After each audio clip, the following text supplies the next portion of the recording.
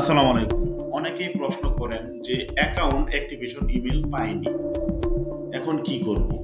যারা ই পাসপোর্ট আবেদনে account activation email পাননি তাদের জন্য যা করণীয়, প্রথমত আপনি যে মেলটা দিয়েছেন সেই মেলটা লগ ইন করবেন। লগ ইন করার পরে যদি দেখেন ইনবক্সে কোনো মেল আসেনি ই পাসপোর্ট থেকে, তখন আপনি কি করবেন, আপনার মেলের হাতের বাঁ দিকে বেশ কিছু সেটিংস আছে, সেখানে যাবেন, স্পাম নামে একটা ফোল্ডার পাবেন, আপনি সেই স্পাম ফোল্ডারে যাবেন।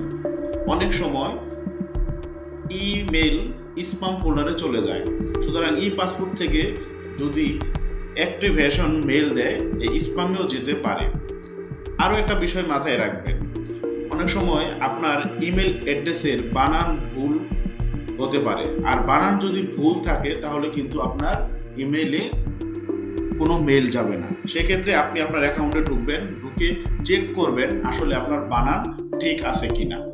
এই দুইটি কাজ করে আপনি দেখতে পারেন আপনার ইমেলে মেল আসছে কিনা। আশা করি মেল চলে আসবে। সুতরাং যারা অ্যাকাউন্ট অ্যাক্টিভেশনের মেল পাননি, কোনো চিন্তার কারণ নেই। আমি যে পদ্ধতি বললাম এই দুইটা পদ্ধতি অবলম্বন করুন এবং দেখুন খুব সহজে আপনি আপনার অ্যাকাউন্ট অ্যাক্টিভেশনের ইমেল পেয়ে যাবেন ই পাসপোর্ট থেকে।